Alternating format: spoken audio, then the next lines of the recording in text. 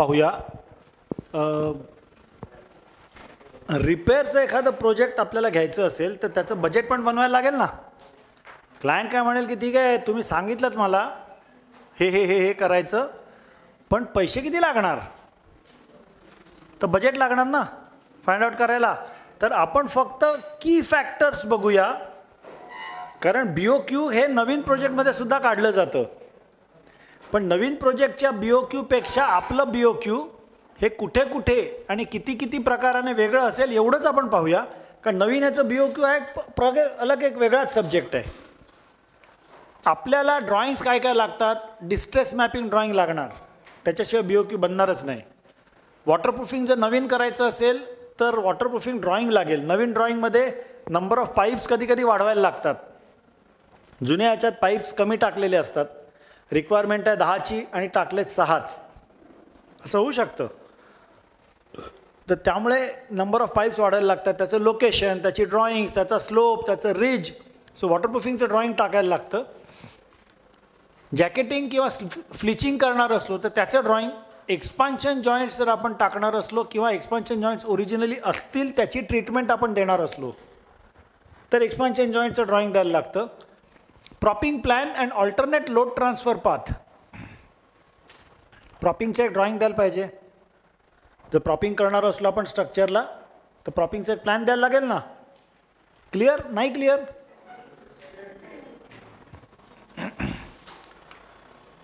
जर स्ट्रक्चरल स्टीलचं स्ट्रक्चर असेल तर त्याचं स्ट्रेंथनिंग ड्रॉइंग्स, कारण जॅकेटिंग आणि फ्लिचिंग हे कॉन्क्रीट करताय, हे स्ट्रक्चरल स्टीलचं स्ट्रेंथनिंग जॉईंट डिटेल्स म्हणजे कुठच्याही प्रकारचे joints, window joints, door joints, beam column joints,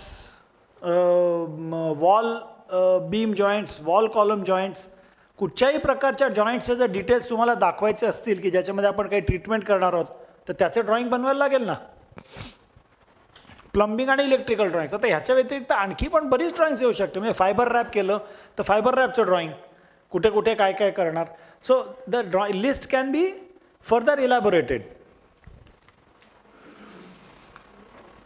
specifications to be followed मध्ये dismantling or deconstruction of various components of structure. हा एक मुद्दा असा आहे की जो न्यू कन्स्ट्रक्शनमध्ये येत नाही. न्यू कन्स्ट्रक्शन म्हणजे एक बिल्डिंग आपण जेव्हा पहिल्यांदा नव्याने कन्स्ट्रक्ट करतोय त्याच्यामध्ये डिकन्स्ट्रक्शन किंवा डिसमॅन्टलिंग ऑफ एनी मेंबर येतं का? येत नाही. रिमूव्हल ऑफ प्लास्टर येतं? नाही. रिमूव्हल ऑफ वॉटरप्रूफिंग येतं? नाही. रिमूव्हल ऑफ ब्रिकवर्क येतं? नाही. Removal of cover concrete? नाही. Reinforcement treatment? नाही. कुठच्याच प्रकारचे डिसमॅन्टलिंग ऑर डिकन्स्ट्रक्शनचे आयटम्स त्याच्यात येत नाहीत. दुसरं म्हणजे स्पेशलाइज्ड मटेरियल्स वेगवेगळ्या प्रकारची ती येत नाहीत. पॉलिमर मॉटर येत नाही, एपॉक्सी मॉटर येत नाही. म्हणून कुठलं मटेरियल वापरायचं त्याची लिस्ट आपल्याकडे पाहिजे, प्रपोर्शन पाहिजे, mixing tools, equipments, method of application, curing आणि mode of measurement. Mode of measurement is also extremely important. Plaster काढा तर प्लास्टर कसं काढणार? म्हणजे क्युबिक मीटरमध्ये काढणार का स्क्वेअर मीटरमध्ये काढणार? स्क्वेअर मीटरमध्ये काढलं तर थिकनेस काय? कॉन्ट्रॅक्टर म्हणेल सर थिकनेस कितना? क्लिअर? हे आपण पाहूयात क्वांटिटीज जसे आपण पुढे जाऊ या सब्जेक्टमध्ये. लिस्ट ऑफ अप्रूव्ड मटेरियल्स हे न्यू कन्स्ट्रक्शनमध्ये पण असतं की make or brand, grade or class, substitutes म्हणजे ऑप्शन्स काय, स्पेशल मटेरियल्स आणि single party supplier or vendor. म्हणजे आपण ते हे बघितलं ना हेलिफिक्स बार, हा सिंगल पार्टी सप्लायर आहे अख्ख्या जगामध्ये, कारण इट्स अ पेटंटेड प्रॉडक्ट. जोपर्यंत त्याचं पेटंट संपत नाही तोपर्यंत it's a single party vendor. तसे सिंगल पार्टी वेंडर्स येऊ शकतात स्पेशलाइज मटेरियल करता, पण ते न्यू कन्स्ट्रक्शनमध्ये पण येऊ शकतात. म्हणजे तुम्ही जर एखादं इंटिरियरचं काम करताय आणि एखादं पर्टिक्युलर नळ एखाद्या कंपनीचा क्लायंटला आवडला आणि तोच नळ तुम्हाला वॉश बेसिनला लावायचा आहे, त्याच्या सिंगल पार्टी सप्लायर येऊ शकतं.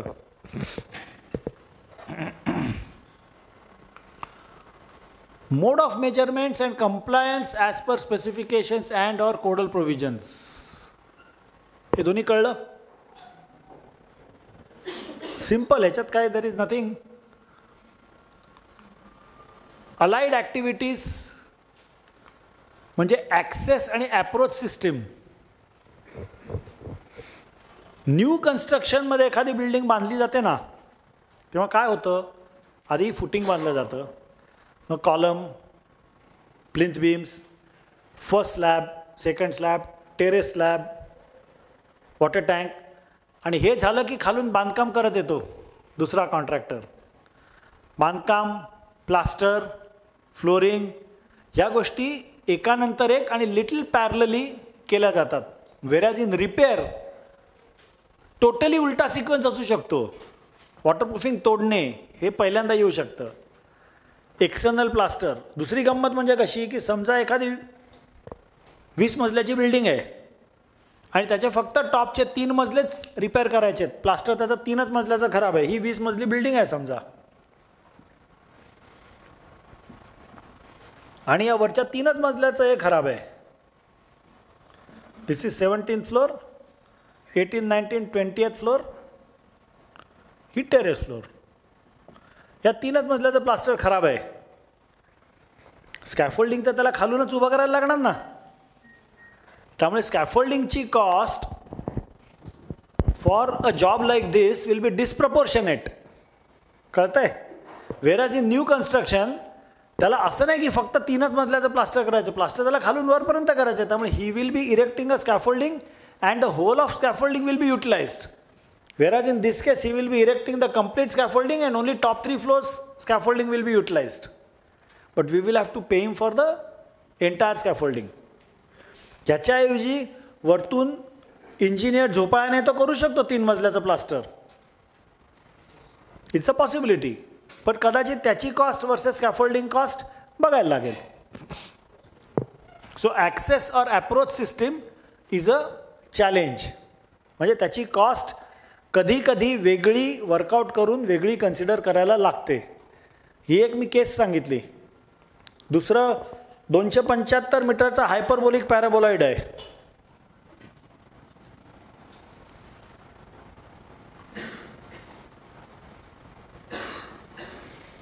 हा टिपिकली कुलिंग टॉवर असा असतो माहिती आहे. इथनं इथपर्यंत हे 11 मीटर आहे. 11 मीटर. जर स्कॅफोल्डिंग मी इथनं उभं केलं तर मला इथे 11 मीटरचा कॅन्टिलिव्हर करायला लागेल. तो 11 मीटरचा कॅन्टिलिव्हर सस्टेन करायसाठी मला मागे 11 मीटर जायला लागेल, किंवा मला इकडनं स्ट्रक्चरवरनं स्कॅफोल्डिंग इरेक्ट करायला लागेल. So the cost of scaffolding can be huge. Sometimes the cost of scaffolding can be 2 times or 3 times the cost of repairs also. So access system can be very very costly. तिसरं example म्हणजे तुम्हाला 200 मीटरची चिमणी आहे, ही repair करायची आहे. Cost of scaffolding will be huge. Is this clear? So access and approach system, equipments or utilities used. आपण छिन्नीचा साईज काय पाहिजे आणि छिन्नी किती लांब पाहिजे ह्याच्यावरती केवढा वेळ डिस्कशन केलं. हां, न्यू कन्स्ट्रक्शनमध्ये छिन्नी वापरली तरी जाते का? So specialized equipments right from chimney to demolition hammer किंवा grouting pumps, multi perforated nipple आपण बोलतो तरी का न्यू कन्स्ट्रक्शनमध्ये. So there can be equipments or utilities, material specifications, परत mode of measurement. Mode of measurement हा शब्द परत परत परत परत येतोय. तो आपण ॲक्च्युअल जेव्हा आपण BOQ काढू त्याच्यामध्ये बघूया. BOQ काढू म्हणजे will not be doing an exercise, but नंतर लोकेशन ऑफ रिपेअर्स ह्याच्यावरती सुद्धा खूप फरक पडतो. म्हणजे एखादी बिल्डिंग जर VIP एरियामध्ये असेल मुंबईत, तर त्या एरियामध्ये दुपारी 12 ते 4च फक्त ट्रक अलाउड असतो. साऊथ मुंबईत बऱ्याचशा लोकेशन्समध्ये दुपारी फक्त 12 ते 4 ट्रक अलाउड असतो. सकाळी 8 ते 12 अलाउड नसतो, रात्री तर अलाउडच नसतो, आणि संध्याकाळी दुपारी 4 नंतर रात्री 8 वाजेपर्यंत नसतो, आणि रात्री 8 ते सकाळी 8 नसतो. कारण ट्रकचा आवाज बिवाज सगळं असं. रिस्ट्रिक्टेड एरिया असू शकते. लोकेशन ऑफ द स्ट्रक्चर, एखाद्या मोठ्या प्लांटच्या आतमध्ये तुम्ही एक बिल्डिंग रिपेअर करताय, there will be specialised conditions. बरोबर आहे? So these are the parameters. आता let us see temporary propping. त्याचं ड्रॉइंग एक लागणार identification of location of props हे लागणार. क्लिअर होतं आहे? कारण अत्यंत सोपं आहे. कोणाला कळत नसलं तर तिथलं तिथे थांबून विचारा, कारण I just read and will go head. आणि it is measured in numbers. बरोबर? Measured in numbers, but we must measure it in time also. एका प्रॉपची किंमत जर समजा 100 रुपये आहे समजा, आणि त्या प्रॉपचं आयुष्य 1 वर्षाचं आहे, आणि जर का मला ते प्रॉप्स त्या स्ट्रक्चरवरती 1 वर्षाकरता लावायचेत, तर त्या कॉन्ट्रॅक्टरला त्या प्रॉपची 100% कॉस्ट वसूल झाली पाहिजे ना. Is this clear? प्लस त्याच्यात प्रॉफिट मिळायला पाहिजे त्याला, प्लस त्याच्यात लावायचं जे मटेरियल असेल ते. पण त्याच्याच ऐवजी जर का तो प्रॉप त्याला एका स्ट्रक्चरमध्ये 3च महिने लावायचा आहे, तर the cost of prop will come down. बरोबर आहे? त्यामुळे it is not only in number, it can be also or it should be also in numbers and time. Per unit time पण पाहिजे. पण पर युनिट टाईम केलं ना तर मग काय होतं, तो कॉन्ट्रॅक्टर नको तितका वेळ उगाचच प्रॉप ठेवून देतो आणि बिल चढवतो. म्हणून आम्ही ते डोक्याला त्रास घेत नाही. म्हणतो तू किती वेळ लाव, तू 3 महिने लाव, 6 महिने लाव, एकच कॉस्ट असं. दुसरं म्हणजे exposing a structure, exposing existing RCC members. त्याच्यामध्ये काय काय ॲक्टिव्हिटीज येतील? प्रॉपिंग येईल, स्कॅफोल्डिंग येईल. कारण यू हॅव टू रीच ना एक्सटर्नली. बाहेरून जर हे 3 मजल्याचं प्लास्टर काढायचं असेल तर स्कॅफोल्डिंग लागेल ना. बरोबर की नाही? Tapping and chipping, either concrete or plaster or whatever. Tools use in chipping, chisel, hammer et cetera. Debris आहे खूप मोठा. स्टॅकिंग अँड कार्टिंग हे वेगळं वेगळं का दिलं असेल? Stacking and karting.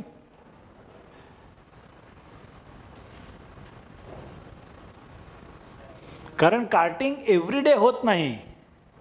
त्यामुळे सोसायटीमध्ये जर तुम्ही एखादं रिपेअर करत असलात तर क्लायंट तुम्हाला एका कोपऱ्यात सांगेल की रोज उद्या डेब्री उधर रखने का. त्यामुळे एव्हरीडे त्या कॉन्ट्रॅक्टरला सगळं डेब्री खालचं साफ करून एका कोपऱ्यात नेऊन स्टॅक करायला एक्स्ट्रा लेबर पडतं. Is it clear? त्यामुळे he may charge you extra for stacking and extra for carting away. हे क्लिअर आहे? हा प्रश्न नवीन कन्स्ट्रक्शनमध्ये येतच नाही. नवीन कन्स्ट्रक्शनमध्ये एक तर डेब्री जनरेट खूप कमी होते, ह्याच्यामध्ये डेब्री जनरेट खूप होते. दुसरी गंमत कशी की जर टेरेसवरती तुम्ही टेरेसचं वॉटरप्रूफिंग नव्याने करताय तर जुनं वॉटरप्रूफिंग काढल्यानंतर तुम्ही चारी बाजूने कसं वरतून फेकू नाही शकत ते खाली. एकाच साईडला त्याचा असा एक शूट बनवतात आणि त्या शूटमधनं खाली फेकतो आपण. तर तुम्हाला ते within the terrace also you have to transport it to one end and bring it down. आणि ते ट्रान्सपोर्ट होऊन ब्रिंग इट डाऊन होईपर्यंत एका लेवलला स्टॅकिंग करायला लागतं परत टेरेसवरती. प्लस टेरेसवरती आपण काय पाहिलं की सगळं स्टॅकिंग एकाच साईडला करू नका, कारण त्याच्या खालची स्लॅब कदाचित त्याने डॅमेज होऊ शकते. So all this is a cost to the contractor. बरोबर आहे? हे कळलं की नाही एकदम? हे सगळ्या कॉस्ट नवीन कन्स्ट्रक्शनमध्ये कॉन्ट्रॅक्टरला नसतात, कारण त्याला डेब्रीज कार्टिंग हवे आयटमच नसतो. तो जेवढं हवं आहे तेवढंच मटेरियल घेऊन जातो तिकडे आणि त्याच मटेरियलमध्ये कन्स्ट्रक्शन करतो. त्यामुळे सरप्लस मटेरियल अत्यंत कमी असतं न्यू कन्स्ट्रक्शनमध्ये. व्हेरॅज रिपेअर्समध्ये सरप्लस अनवॉन्टेड डेब्री खूप क्वांटिटी असते. So this can become a cost. Cleaning, आणि this is measured in square metre. Exposing existing RCC members. मला तर एक सांगा, हे बघा इथे एक खूप छान नोट आहे ही. Other activities like window covering et cetera also to be included. Window covering कशाला करायला लागतं?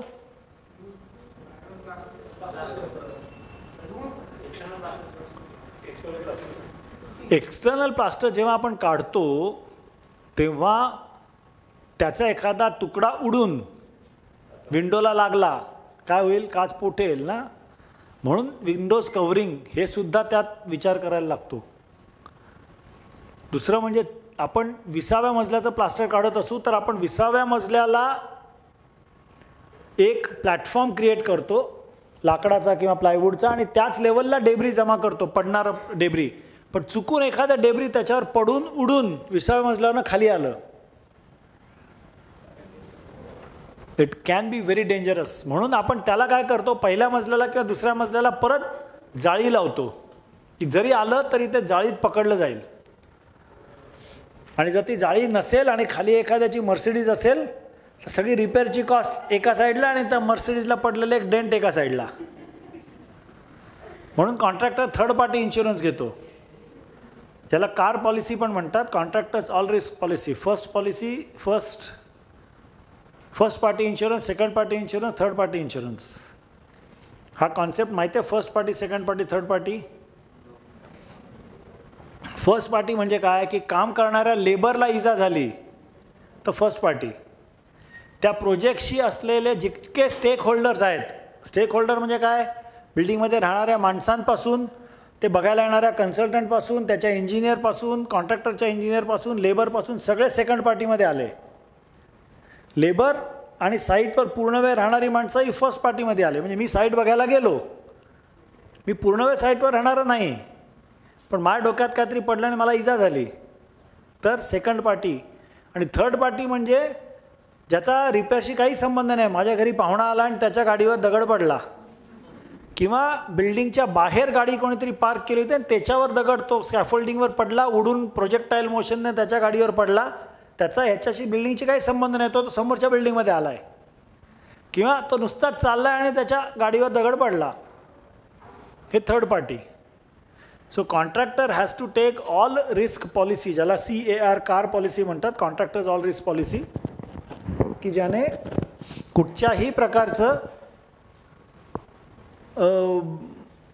Damage to first party, second party, third party is इन्शुर्ड.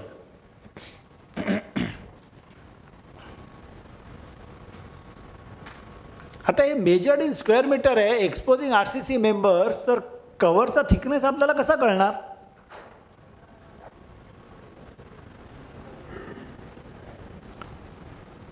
कव्हरचा thickness कसा कळणार? तुम्ही म्हणाल कव्हर मीटर वापरून, काही गरज नाही.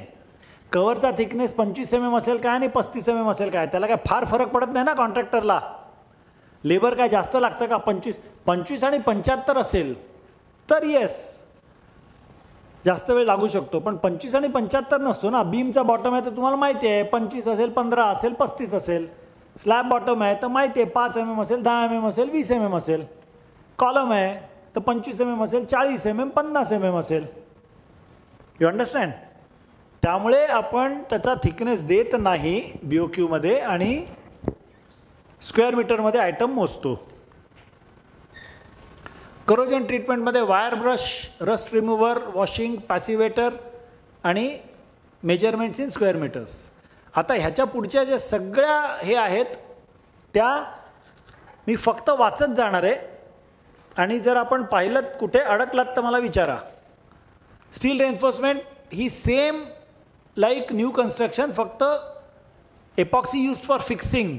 म्हणजे आपण शेअर कनेक्टरला एपॉक्सी लावतो ना फिक्स करायला, शेअर कनेक्टर ड्रिल घालून आतमध्ये एपॉक्सी होतो आणि त्याच्यामध्ये आत खूप असतो. So that is epoxy used. Fixing tying welding measured in metric ton. Cement grouting, drilling the hole, fixing nipple, sealing nipple, tools, grouting machine, hose pipe, grouting including admixtures, cutting and sealing nipples and measured in kg of consumption of cement. ह्याच्यात दोन प्रकारचे measurements असू शकतात. एक म्हणजे कॉन्ट्रॅक्टरला आपण drilling आणि fixing of nipple ह्याचा वेगळा रेट देऊ शकतो, आणि किती सिमेंट आत गेलं ह्याचा वेगळा रेट देऊ शकतो. पण फर्स्ट ह्या केसमध्ये कॉन्ट्रॅक्टर काय करतो की तो नंबर ऑफ निपल्स उगाच जास्त मारतो. आपल्याला काय हवं आहे, सिमेंट मॅक्सिमम आत गेलं पाहिजे ना, मग we keep the measurement on maximum cement going inside. मग कॉन्ट्रॅक्टरला काय 10 गेलं काय, 10 निपल मारले काय आणि 5 निपल मारले काय, इट्स अप टू यू. मला माहिती आहे की अंदाजे ह्या एरियामध्ये 30 किलो सिमेंट गेलं पाहिजे, तू घाल 30 किलो सिमेंट. तो त्याप्रमाणे अनुभवाने नंबर ऑफ ड्रिल्स किती मारायची हे काढतो. क्लिअर? एपॉक्सी ग्राउटिंगलाही सेमच आहे. If you see drilling, fixing, sealing, tools, grouting machine, hose pipe, grouting including admixtures, grouting, low viscous epoxy. Type of epoxy will matter whether you are using a grouting grade epoxy or low viscous epoxy because the cost of the two is different. Cutting and sealing of nipples measured in kg of consumption, measured in kg. इथे of consumption शब्द नहीं है but it is the same. Bond code, sealing, cleaning with vacuum cleaner, mixing, pre-wetting the surface, application, tool, jet spray, broom measured in square meter. कळतंय? Repair by polymer mortar 15 mm, 30 mm, 50 mm. कसं आहे, polymer मॉर्टरचा thickness 25 mm जास्त करू नये because polymer mortar is air क्युअर्ड. जर आपण एकदम 50 mm polymer mortar लावलं तर आतलं पॉलिमर मॉर्टर ओलच राहतं, ते कधी सुकतच नाही. त्यामुळे पॉलिमर मॉर्टरचा थिकनेस आयडियली 25 mm जास्त करूच नये. जर तुम्हाला रिबिल्डिंग 50 mm करायचं असेल तर 2 लेअरमध्ये करा. म्हणून याचे 3 वेगवेगळे केलेत, 15 mm, 30 mm आणि 50 mm. आता टूल्समध्ये हँड ग्लोव्ज वगैरे खूप लागतात. पॉलिमर मॉर्टर किंवा एपॉक्सीचा जर शर्टावर डाग पडला तर तो शर्ट बादच होतो, तो अजिबात शर्ट वापरता येत नाही, तो डाग निघतच नाही. नंतर हाताला वगैरे प्रचंड. त्यामुळे नवीन कन्स्ट्रक्शनमध्ये हँड ग्लोव्ज वगैरे बघायला मिळतात का? चांगल्या एखाद्या कन्स्ट्रक्शन साईटवरती मिळतात, पण नॉर्मल बिल्डिंगमध्ये कोण हँड ग्लोव्ज वापरतं? कोणी वापरत नाही. बट रिपेअरच्या साईटवरती हँड ग्लोव्ज हे वापरायलाच लागतात. Eye protection. एपॉक्सीचं डोळ्यात उडालं ग्राउटिंग करताना तर डोळा बाद होऊ शकतो. बिकॉज दीज आर हायली, एकतर फ्लेमेबल पण आहेत इक्विपमेंट्सची केमिकल्स, आणि these are highly reactive chemicals. आपण ते ह्याला मिक्सिंग करतो तर 2 मिनटं चिकटवून ठेवा असं बोट फेविक्विकचं आणि मग सोडवायचा प्रयत्न करा. तुम्हाला तो अर्धा तास केरोसिनने धुवत बसायला लागतं, तेव्हा जाऊन ते निघतं. जे 2 मिनटात चिकटतं ते काढायला तुमचा जन्म जातो. You to be very careful. त्यामुळे प्रोटेक्टिव्ह टूल्स जी आहेत ती घ्यायला लागतात आणि मग त्याची कॉस्ट पण कॉन्ट्रॅक्टरला टेंडरमध्ये घ्यायला लागते, त्याच्या ऑफरमध्ये घ्यायला लागते. Epoxy mortar same, it is measured in square metre, thickness pre specified. Epoxy मॉर्टरचा थिकनेस इज प्री स्पेसिफाईड. आपण ह्याचा थिकनेस सुद्धा 15 mm, 30 mm, 50 mm पॉलिमर मॉर्टरचा सुद्धा प्री स्पेसिफाईडच आहे. एपॉक्सीला सुद्धा प्री स्पेसिफाईड आहे. मायक्रो कॉन्क्रीट आपण बोललो होतो ना, मायक्रो कॉन्क्रीट म्हणजे काय? It is a pre mixed concrete which is use for jacketing. त्याला काय काय पाहिजे? Shuttering, mixing, pouring, vibrating tools, म्हणजे व्हायब्रेटिंग नीडल लागणार, मिक्सर लागणार, पंप लागणार. It is measured in kg consumption of micro concrete. Simple. कारण बाकीचं जे जॅकेटिंगला लागणार आहे रेन्फोर्समेंट, ते आपण रेन्फोर्समेंटमध्ये मोजलं आहे. बॉन्ड कोट तो आपण बॉन्ड कोटमध्ये मोजला आहे. शिअर कनेक्टर तो आपण रेन्फोर्समेंटमध्ये मोजला आहे. Is this clear? फक्त micro concrete as a material आपण kgमध्ये त्याला कन्झम्पशन देतो आहे कॉन्ट्रॅक्टरला. Is that clear?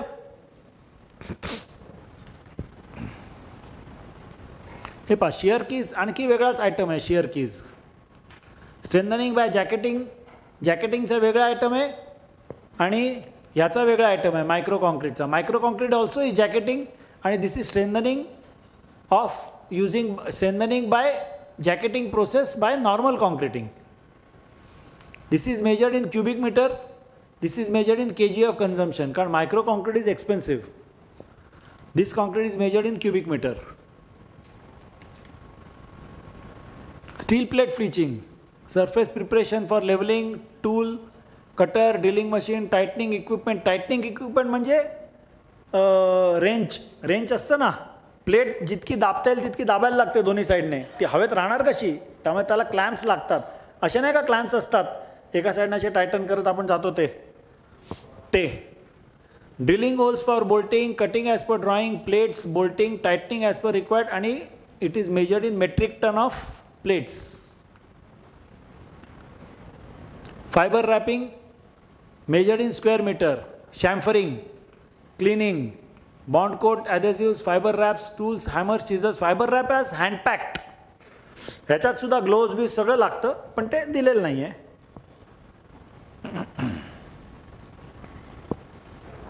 Stitching, substitute framework. स्टिचिंगमध्ये tools, vacuum cleaner, jet spray, drilling machine, cutter, cleaning of cracks, drilling, cutting, steel, fixing, sealing, measured in numbers stitching. आणि substitute फ्रेमवर्कमध्ये it's measured in metric tonne. Clear? I am going very fast, कारण ह्याच्यामध्ये काय there is nothing much to explain आणि there is nothing much to understand. It's very clear in, म्हणजे you can understand it very clear. गनायटिंग is in square metre. Surface preparation, tying, weld mesh, guniting, actual guniting, tools, jet spray, compressor machine etcetera. Removing plaster, screening, fishing net. जे मी म्हणालो ना पहिल्या मजल्याला आपल्याला fishing net लागतं की ज्याच्यामध्ये एखादा पोर्शन पडला तो तिकडे ट्रॅप होऊ शकतो.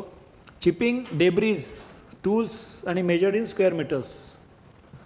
रिडुईंग plaster, it's same as new plaster, फक्त कदाचित आपण फर्स्ट कोट नंतर क्युरिंग करतो, सेकंड कोट नंतर क्युरिंग करतो, तिथे सगळं फायबर मेश अँड सेपरेशन